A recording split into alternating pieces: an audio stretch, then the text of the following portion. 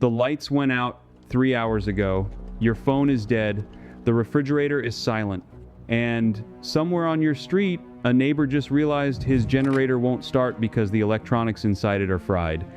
You are standing in your kitchen right now wondering what to do first, and every minute you waste is a minute you cannot get back. Here is the truth nobody tells you. The first 72 hours after an electromagnetic pulse decide whether your family thrives or begs. And the Amish families I sat with in Lancaster County already know exactly what to do because they have been living the answer for over 200 years.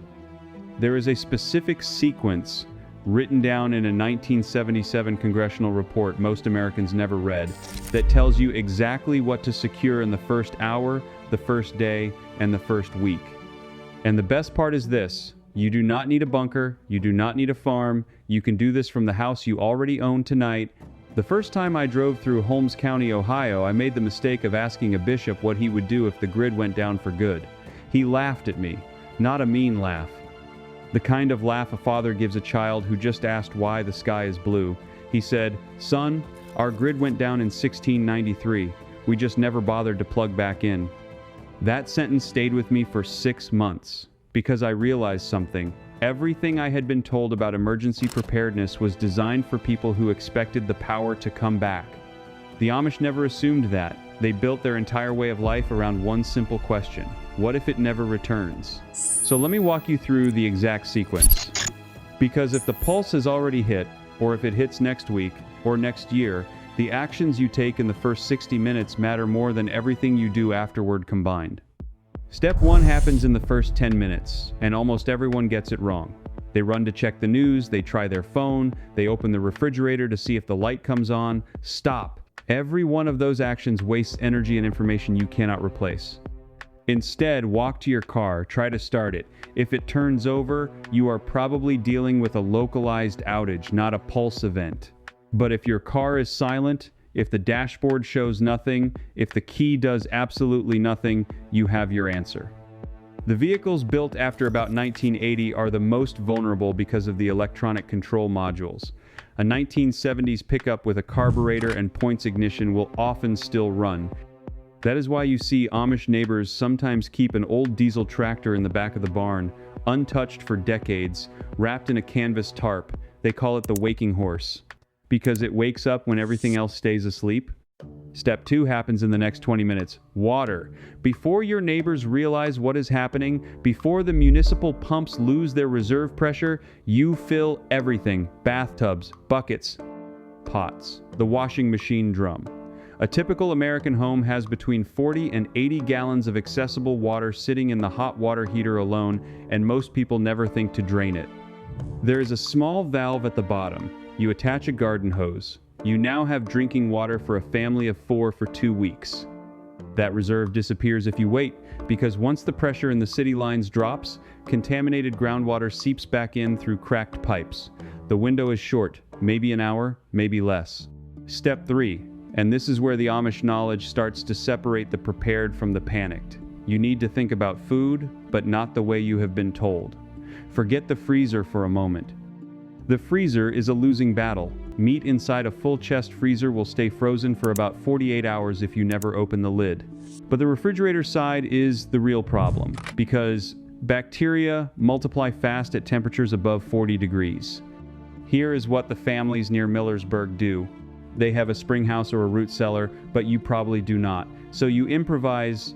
You take your most perishable items, the meat, the dairy, the eggs, and you move them to the coolest, darkest, lowest point in your home: basement floor, north-facing corner, concrete slab. The ground temperature 4 feet below the surface stays around 55 degrees year-round across most of the United States. That was documented by the USDA Soil Temperature Survey going back to 1889. 55 degrees is not refrigeration, but it buys you 4 or 5 days instead of 12 hours. Now here is the part that surprised me. You can extend that even further with something almost every American house already has. A large ceramic flower pot, an unglazed clay one, turned upside down over a plate with a wet cloth draped between them. The evaporation cools the interior chamber by another 15 to 20 degrees. This is not folk magic. Cornell Agricultural Extension tested it in 2011 and confirmed the temperature drop. The Amish call it a butter cooler. Your grandmother probably called it a Zier pot without knowing the name. The point is this: you have refrigeration without electricity using 2 objects from your garage in about 90 seconds. Now, if you already own a house and you are thinking this only applies to people building from scratch, stay with me, because this next part is specifically for you. Every existing home in America, no matter when it was built, has one hidden asset that becomes priceless the moment the grid fails. The plumbing stack, that vertical pipe running from your basement up through your roof. In a pulse event, the moment municipal water pressure drops, sewage can back up into your lowest drain, tub, floor drain, basement toilet. Within about 6 hours in some neighborhoods. The old-timers in Lancaster taught me a trick that costs about $4. You take a rubber test plug, the kind plumbers use, and you insert it into the cleanout access on your main line. That single action prevents your home from becoming uninhabitable in the first 48 hours. Most people never think of it until they are standing ankle deep in something they cannot describe. And here is where the story gets darker, because the reason most Americans do not know any of this is not accidental. In 1963, the Department of Defense commissioned a study on electromagnetic pulse effects. The findings were classified for over a decade. When portions were finally released in the 1977 congressional hearings under the EMP Commission preparatory documents, one specific paragraph noted that populations trained in pre-industrial living skills would recover functional community life within 30 days, while populations dependent on grid infrastructure would experience severe breakdown within 7. That paragraph was never publicized. Because the people who benefit from your dependence on the grid have no financial interest in you learning to live without it. Every gallon of propane, every kilowatt hour, every subscription to a monitoring service, that is a revenue stream. Your self-sufficiency is their loss. The Amish were never included in that decline projection, not because they were wealthy or armed or hidden away, but because they had already answered the question the rest of America refuses to ask. What do you actually need? Not what do you want, not what does the catalog sell. What do you actually need to keep your family warm, fed, clean, and safe for the next 30 days? I want to pause here for just a moment, because everything I just walked you through, the water valve on the heater, the Zier pot, the plumbing plug, the 55-degree floor, those 4 techniques alone are just the surface of what I found in the Amish households I visited. The rest of that buried archive, the full heating systems, the pantry preservation formulas, the pest control mixes, the off-grid designs that used to be common knowledge in every American home before 1930, I put all of it into a 3-volume collection called The Complete Field Vault. There is a limited time offer running on it right now, linked in the description, and you can scan the QR code on your screen. It is the same knowledge my Amish neighbors would hand down to their grandchildren. Now it is yours to hand down to yours. Now back to what happens in the first week. Because the food and water problem is only the beginning. Step 4 is heat. If the pulse hits in July, you have some time. If it hits in January, you have hours before hypothermia becomes a real threat in the northern states. Your furnace, even the gas ones, requires electricity to run the blower and the ignition. Without power, that $1,000 unit is a decorative box. Here is what the Amish taught me, and it changed my winter forever. You do not heat the house, you heat the room, you heat the person. This sounds obvious, but I spent 55 years doing it backwards. I heated 1,800 square feet so that 4 people could sit in 150 square feet of it. That is not heating. That is subsidizing the atmosphere. The families near Berlin, Ohio showed me how they close off all but one room in the coldest weeks. They hang heavy quilts over the doorways, they gather around a single small stove, and they sleep together in one bed under wool comforters that trap 90% of body heat. A study from Penn State Extension in 2018 measured the heating demand for a single insulated room versus a whole house at the same temperature. The single room required about 8% of the energy. 8%, which means a candle, a small propane heater, or even body heat from 3 people in a small enclosed space can maintain survivable temperatures indefinitely. You do not need a wood stove to survive winter without power. You need to stop trying to heat empty rooms. Step 5 is light. And this is where I have to warn you about something, because the mistake most people make in the first night after a pulse is the same mistake I would have made. Flashlights.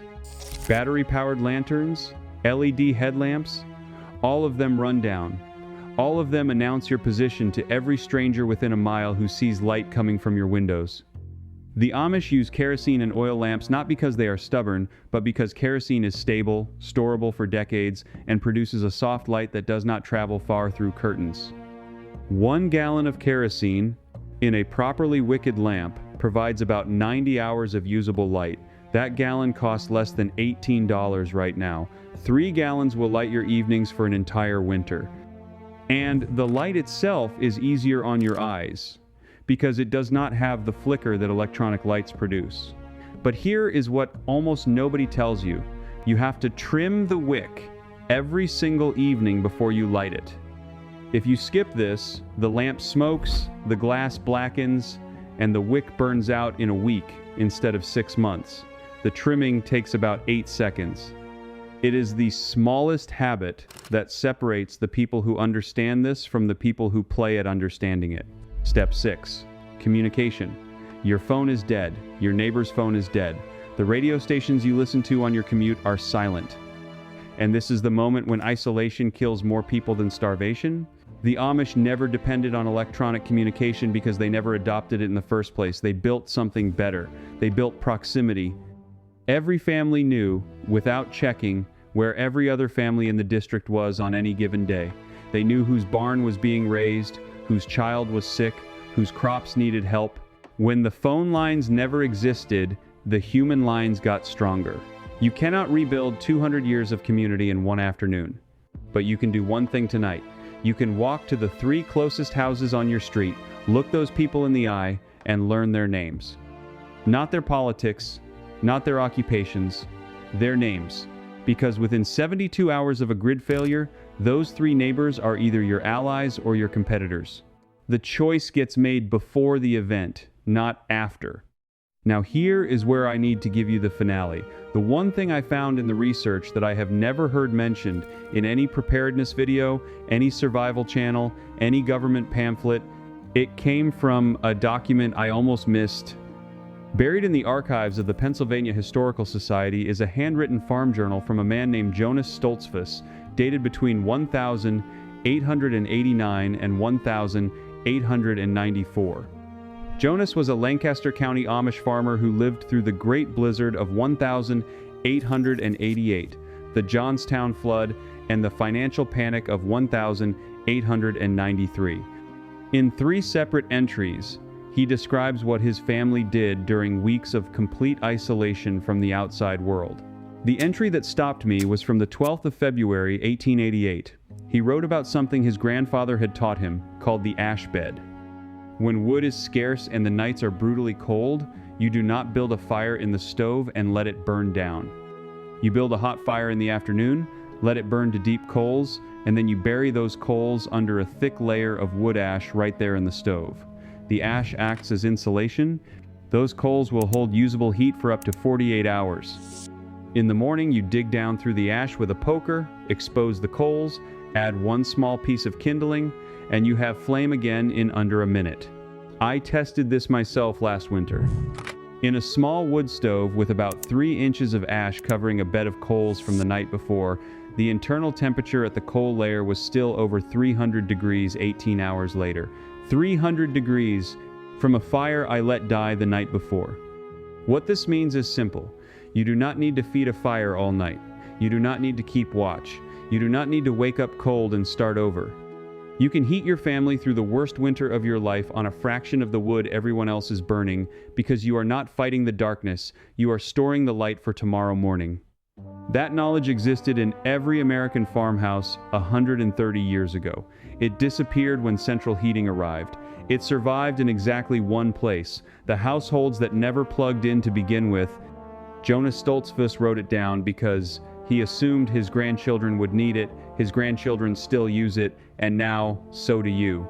The ash bed is the reason a family with almost no resources can outlast a family with a full woodshed and no knowledge. Because knowledge, real knowledge, is the one asset that cannot be taken from you when the lights go out.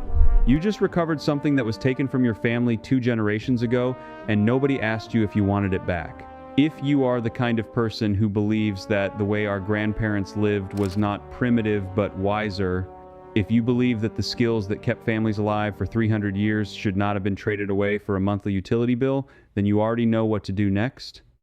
Tell me one thing in the comments. Did you know about the ashbed before tonight? Or is this the first time in your life anyone has told you that a dying fire can be woken up 18 hours later? Type your answer below. This audience does not comment unless you ask, so I am asking, because I want to know how many of us are learning this together for the first time. And if this is the kind of knowledge you want more of, subscribe to this channel, not because I am asking you to support me, because you are joining a group of people who have decided that the old ways were not lost by accident, and we are the ones bringing them back. Next time, I am going to show you what Jonas Stoltzfus wrote about the summer of 1893, when the wells ran dry across 3 counties, and one specific plant growing in almost every American backyard saved his family from thirst. You will not believe what it is until you see it. I will see you then. Before I close this out completely, I want to sit with you a little longer, because there are things I did not tell you yet about the ashbed method, and things about the world your great-grandparents inhabited that matter more the more you turn them over in your mind. Let me take you back to a specific winter, February of 1899. The historians who study American weather call it the Great Arctic Outbreak, and if you have never heard of it, that is because we have forgotten how to remember cold. On February 11th of that year, the temperature in Tallahassee, Florida dropped to 2 degrees below zero. Read that again, below zero. In Florida, in Washington, D.C., the Potomac River froze solid enough that men walked across it carrying barrels. In Camp Clark, Nebraska, the thermometer registered 47 below. Cattle froze standing up in the fields, still on their feet, ice crystals in their eyes. Trains stopped running because the steel rails contracted and cracked. Coal deliveries in Pittsburgh and Philadelphia halted for 6 days because the horses pulling the wagons could not survive the trip. And in a stone farmhouse outside of Ephrata, Pennsylvania, a man named Amos Byler kept his family of 11 alive through 14 straight days of temperatures that never rose above zero, using nothing but a single hearth and the ashbed method I just described to you. His journal, which is held in a private collection now but was transcribed by a Mennonite historian in 1962, describes it in matter-of-fact language. He wrote that on the coldest morning, February the 13th, he woke before dawn, went to the hearth, brushed back the ash with a small iron scoop, and found coals still hot enough to blister his thumb through the leather of his glove. He fed them shavings of pine, then splits of oak, and had a working fire inside of 4 minutes. His wife Rebecca ground corn at the table while the children still slept under 3 quilts each. Nobody in that house died, nobody got frostbite, nobody even got what we would now call sick.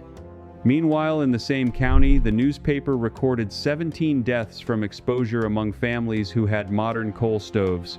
Modern for 1899, I mean. Cast iron stoves with dampers and flues and all the technology of the era. They died because when the coal ran out, they had no fallback. They did not know how to keep a fire without fuel delivery. They did not know the ashbed. They had traded the knowledge for the convenience, and when the convenience failed, they had nothing left.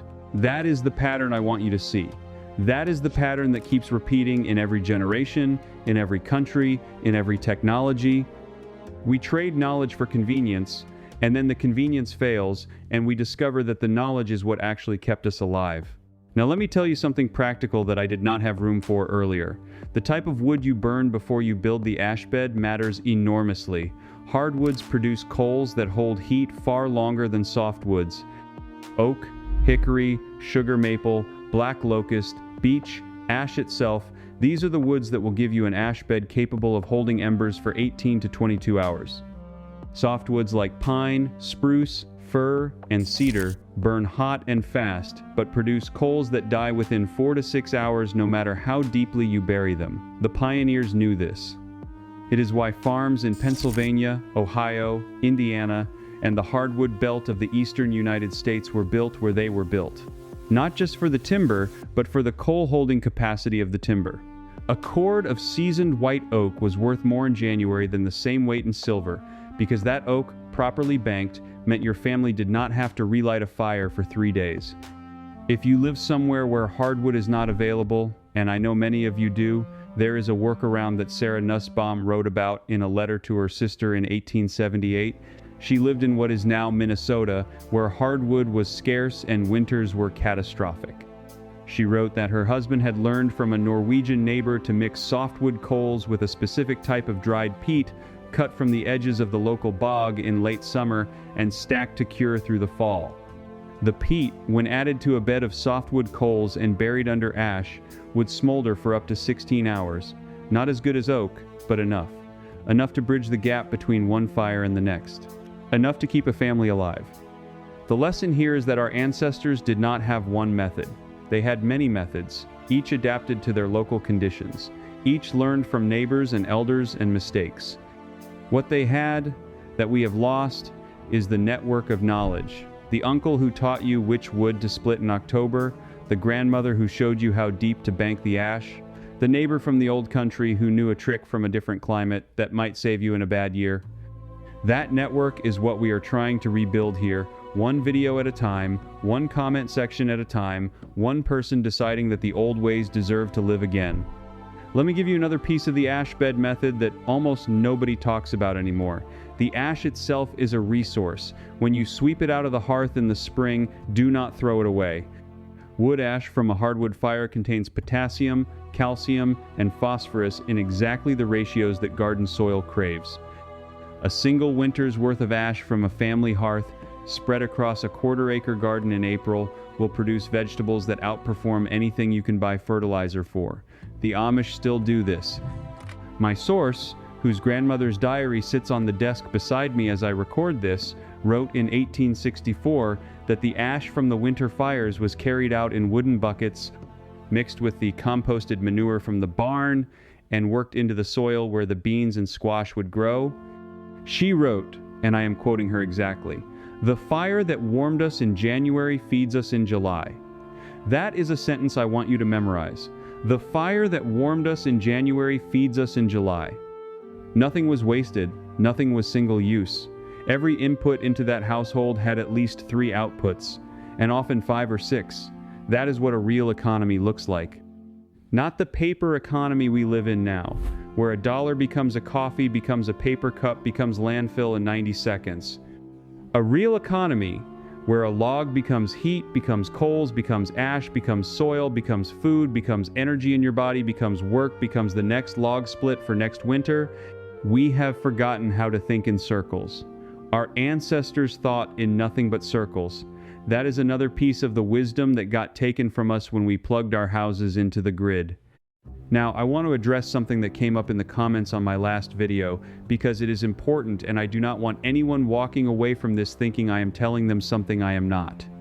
Someone wrote, and I appreciate the honesty, that all of this sounds romantic, but that if the power really did go out for weeks or months, most people in modern houses could not use the ashbed method because they do not have a hearth, they have a furnace, they have baseboard heaters, they have a heat pump, they do not have a masonry chimney with a proper fire brick lining and a hearthstone.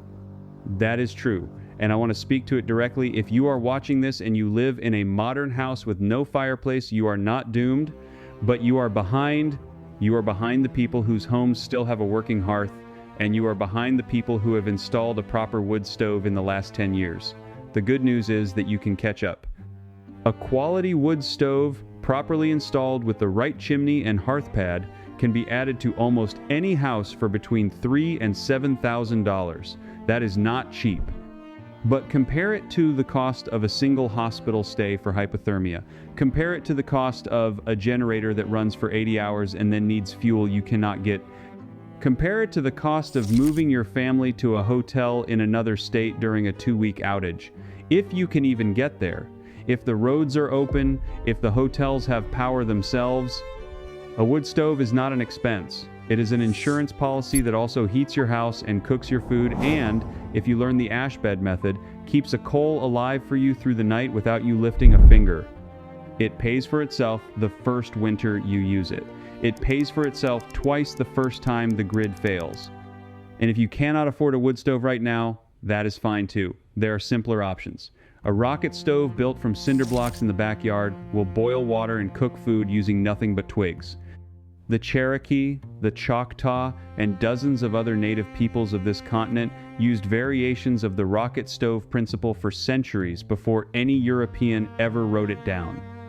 A properly built rocket stove uses about 1/5 the wood of an open fire and produces almost no smoke.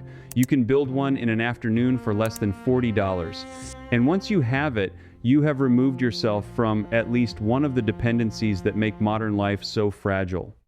Let me tell you about another entry from the Byler Family Journal, because it speaks to something we have not touched on yet. In March of 1936, during what became known as the Great Flood in the Ohio and Susquehanna valleys, Amos's grandson Levi wrote that the water rose to within 6 inches of the hearthstone in the old farmhouse. Every neighbor for 2 miles had lost their heat. The electric lines, which had reached the valley only 8 years before, were down and would remain down for 11 days. The coal deliveries were impossible because the roads were underwater. But the Bylers had banked their fire on the night of March 17th, and when Levi checked the ashbed on the morning of the 18th, after the flood crested and receded 3 feet, the coals were still alive. Not just alive, hot. He wrote that he simply added kindling and had a working fire by breakfast, and that within an hour, 3 families from down the road were gathered in his kitchen, drying their clothes and warming their children, because the Bylers had been the only house in the valley where the fire never went out. That is what I want you to hold on to. That is the picture I want in your mind. When everyone else is cold and afraid and helpless, the family that kept the old knowledge is the family that becomes the center of the community, not because they hoarded, not because they excluded, but because they were prepared and their preparation became a gift they could give to their neighbors. That is the kind of person the old ways make you. That is the kind of family the old ways build. Not survivalists hunkered in a bunker, but the household that everyone else runs to when things fall apart, because you are the one with the working hearth and the pot of soup on the fire and the room by the wall where the exhausted can sleep. There is a phrase in Old Pennsylvania Dutch, and I am probably going to mispronounce it, but it goes something like, Die alte Wege blieben. The old ways remain. It was carved into the lintel of a barn in Lancaster County that was built in 1841 and stood until 1997 when it was torn down to make a parking lot for a shopping plaza that closed 6 years later, and now sits empty. That lintel is in a private collection. I have seen a photograph of it. Die alte Wege bleiben. The old ways remain.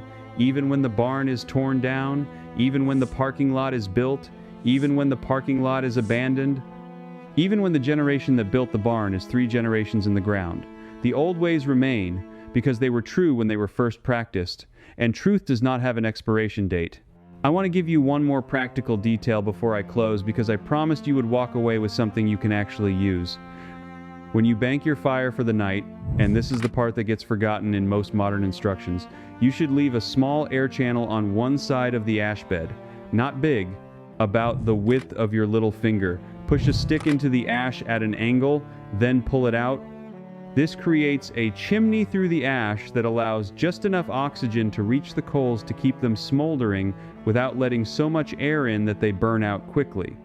The Amish grandmother I mentioned earlier called this the breath hole. Without it, the coals suffocate and die within 8 hours. With it, they can last 20.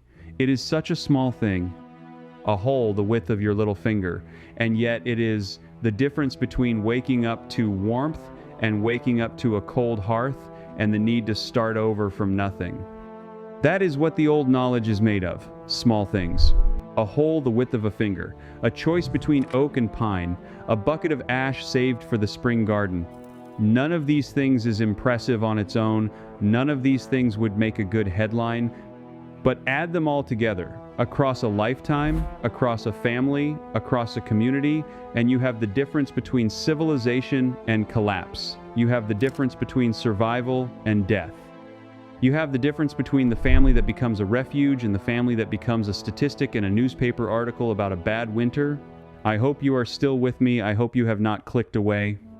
I hope that somewhere in the middle of everything I just said, one specific detail lodged itself in your memory, and that on some cold night in some future year, when the power has been out for longer than anyone expected, that detail will surface in your mind, and you will remember that a channel called this one told you what to do, and you will do it, and your children will sleep warm because of it.